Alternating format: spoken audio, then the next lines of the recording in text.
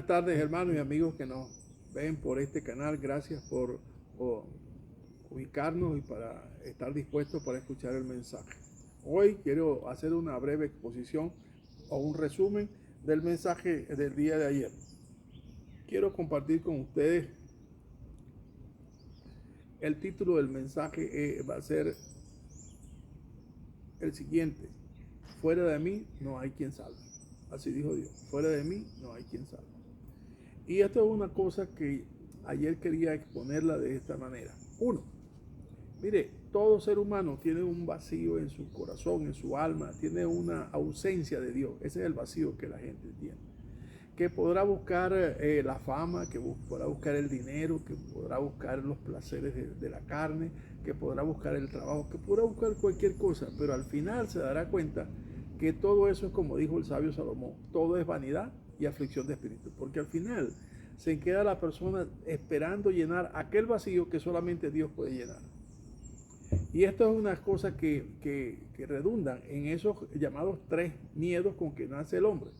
El niño nace con el miedo a caerse, con el miedo a la oscuridad y con el miedo a caerse, con el miedo a la oscuridad y con el miedo a la soledad. Son los tres miedos que hace.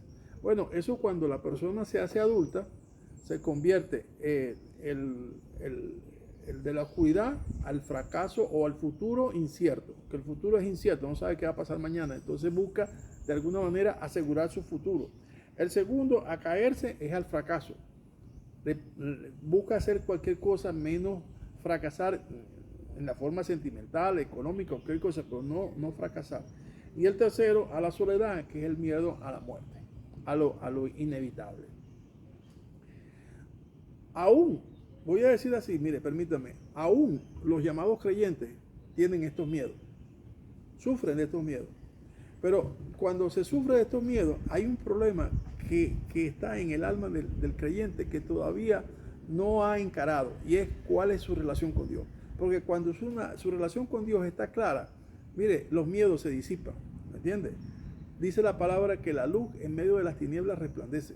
O sea, las tinieblas corren, las tinieblas se expanden, se disipan ante la presencia de la luz.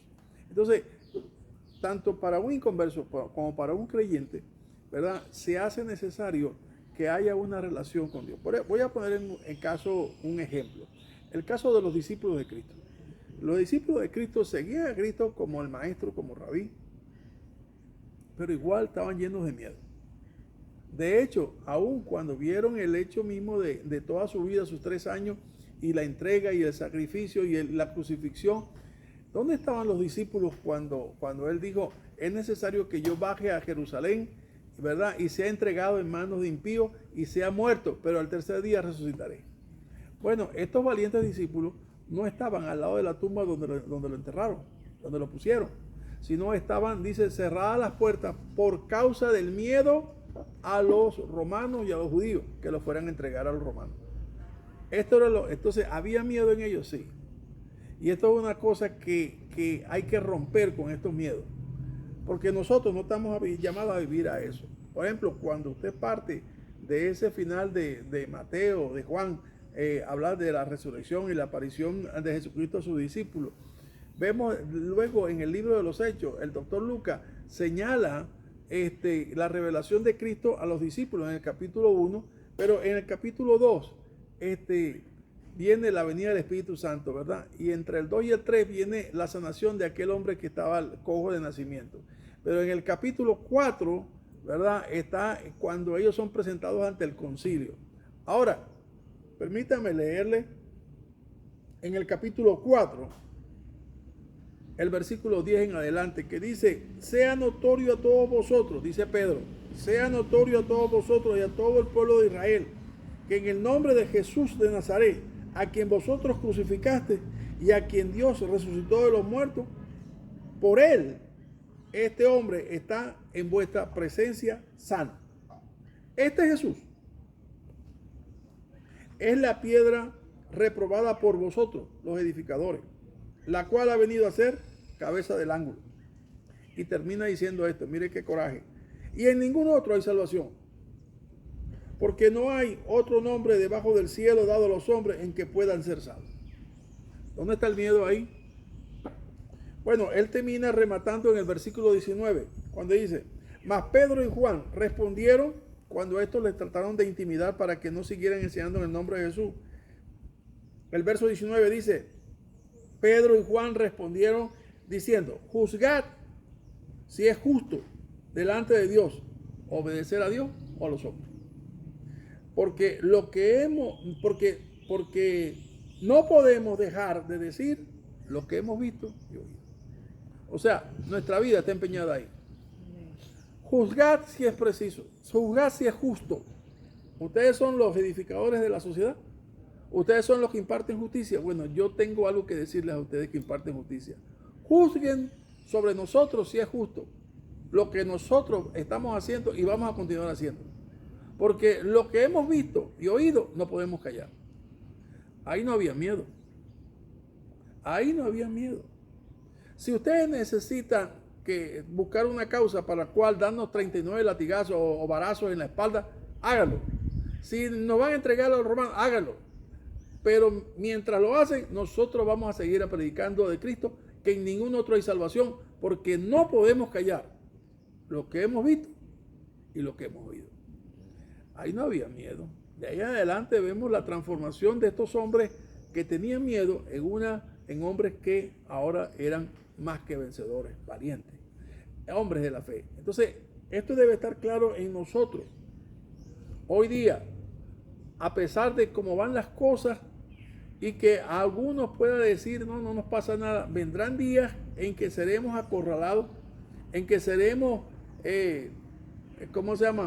constreñidos, obligados a no predicar en el nombre de Jesús. Pero ¿sabe qué va a hacer la iglesia? O los escogidos que son verdaderamente escogidos. No podemos callar por lo que hemos visto y lo que hemos oído. Así es. Ahora, ¿cómo se disipan los miedos? Le voy a decir la clave de entrada, se lo voy a decir.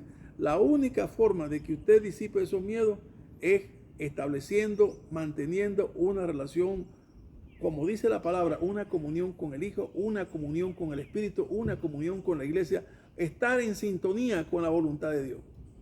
Si estar en forma estática, eso no produce transformación.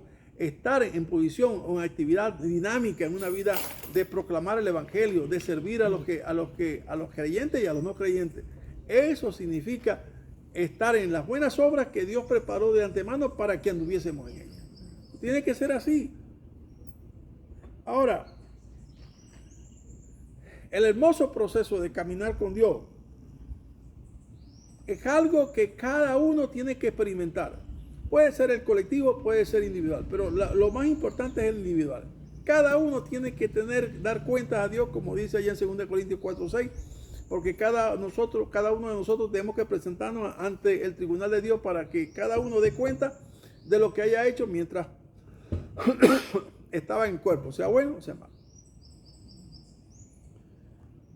Cada uno de nosotros, cuando nosotros vemos a Israel en el Antiguo Testamento, él es hoy el reflejo retrospectivo de la iglesia. Cuando nosotros vemos la iglesia del Nuevo Testamento, ella es el reflejo retrospectivo de cada uno de los creyentes hoy día. O sea, mi vida tengo que verla como la iglesia primitiva. Porque la iglesia de Dios, la iglesia del libro de los Hechos, es un reflejo a través de los años de lo que fue Israel. Por eso Pablo amonesta y dice, mire, tiene ejemplo en el pueblo de Israel para que no hagan lo mismo que ellos hicieron, que provocaron a ira a Dios, o también porque muchas veces agradaron a Dios, porque hicieron lo que Dios mandó. ¿Sabe? Por ejemplo, cuando nosotros vamos a leer un pasaje que está en Efesios capítulo 1, versículos 16 al 18. No ceso de dar gracias por vosotros, haciendo memoria de vosotros en mis oraciones, para que el Dios de nuestro Señor Jesucristo, el Padre de gloria, os dé espíritu de sabiduría y de revelación en el conocimiento de Él, alumbrando los ojos de vuestro entendimiento, para que sepáis cuál es la esperanza a que Él os ha llamado, y cuál es la riqueza de la gloria de su herencia en los santos. ¿Sabe? No podría yo hablar de lo que sé si no lo hubiese vivido. No es el Cristo teológico o de la teología del que voy a hablar, sino del que ha caminado conmigo o que me ha enseñado a caminar durante 43 años. Durante 43 años yo he visto en varias oportunidades la muerte tocarme la puerta. En una vez que me dio el dengue hemorrágico, las plaquetas llegaron a 15,000 y los médicos se reunieron con mi esposa y le dijeron: si mañana no repunta esta tendencia, nosotros hicimos todo lo que pudimos. Y mi esposa llamó a hermanos de la iglesia y oraron. Y al día siguiente, milagrosamente, pasaron de 15,000 a 45,000. Entonces cambió la tendencia. Pero ya estaba por los médicos casi desahuciado el hombre. Cosas como esas nos han acontecido a nosotros. Pero el Dios que dijo, estaré contigo, es real. Y tenemos que vivirlo. No solamente esto porque fue un accidente de un contagio, de un mosquito, qué sé yo. No, también cuando han atentado con nuestra vida, contra nuestra vida. Dios ha impedido que nos den muerte. ¿Por qué? Porque Dios ha intervenido. Porque nosotros, cada uno de nosotros, tenemos que cumplir el propósito para el cual Dios nos escogió. Amén. No hay otra manera. He subido montañas, he caminado valles, pero jamás puedo decir que Dios se ha apartado de mí. Jamás hubiese podido escalpar o subir las montañas que he subido si la mano de Dios no me hubiese tomado la mía y me hubiese levantado a esa altura. Jamás mi mano se ha levantado contra otro hermano, ni en esta iglesia ni en la anterior, que es donde yo he vivido en vida de iglesia. Jamás, ni mi boca, ni mi mano, ni nada, ni una acción contra mi hermano, porque el Señor nos llamó a misericordia. Porque yo he sido llamado a misericordia y esa misma misericordia tengo que igualmente actuar. Por eso jamás me puedo callar. Jamás me puedo callar de lo que Dios ha hecho en mi vida, porque soy testigo de lo que Dios ha hecho. Así que yo sé que mi carrera está llegando a su fin. Estoy más cerca del fin que del comienzo, porque no creo que voy a vivir 43 años más. Entonces estoy más cerca de mi partida que eso. Pero ¿sabe qué? Toda esta trayectoria, yo puedo dar testimonio de que el que me llamó un día ha sido fiel y ha estado conmigo durante todo ese camino. ¿Sabe? Cuando he tenido enfermedad, ¿quién ha estado a mi cabecera? Dios. Cuando he pecado, ¿quién me ha levantado? Dios. Cuando he estado afligido, ¿quién me ha consolado? Dios. O sea, contigo estaré en la angustia, contigo estaré en todo momento. No te dejaré ni te desampararé, dice el Señor. Pero eso se sabe cuando se vive. Eso se sabe cuando se camina. ¿Sabe? Una de las cosas más hermosas que encontramos en Isaías capítulo 43, versículo 10 al 12. Vosotros sois mis testigos, dice Jehová, y mi siervo que yo escogí, para que me conozcáis y creáis y entendáis que yo mismo soy. Antes de mí no fue formado Dios, ni lo será después de mí. Yo Jehová, y fuera de mí no hay quien salve. Ese pasaje, y ustedes han visto que ya hay 3 semanas hablando sobre ese mismo pasaje. Porque, ¿sabe? Si usted hace 3 círculos concéntricos, 3 círculos, ¿verdad? Uno dentro de otro, usted va a encontrar ahí que el verbo de mayor diámetro es el verbo conocer. ¿Cómo logramos conocer a Dios, pastor? Fácil. Empiece a obedecer. Algunos creen que porque levantaron la mano e hicieron una oración, ya su vida cambió. Es posible. Pero es un acto totalmente subjetivo. No sabemos cuál sea la causa. La causa puede haber sido la gracia de Dios. Está bien, amén. Pero pudiera no ser. Entonces, ¿cómo sabemos nosotros que esto subjetivo es verdaderamente real? obedeciendo. Si no hay obediencia, amado mío, si no hay obediencia, nunca ha creído. Es simplemente ha conocido al Cristo teológico. Pero al Cristo que camina hoy día por las calles de nuestra ciudad con nosotros, que está en nuestra casa, que va con nosotros donde quiera que vayamos, ese es el que tiene que conocer. Para que sepáis. Mire, entonces el verbo más grande es el verbo conocer. Jesucristo dijo, y esta es la vida eterna, que te conozcan a ti, el único Dios verdadero, y a Jesucristo a quien has enviado.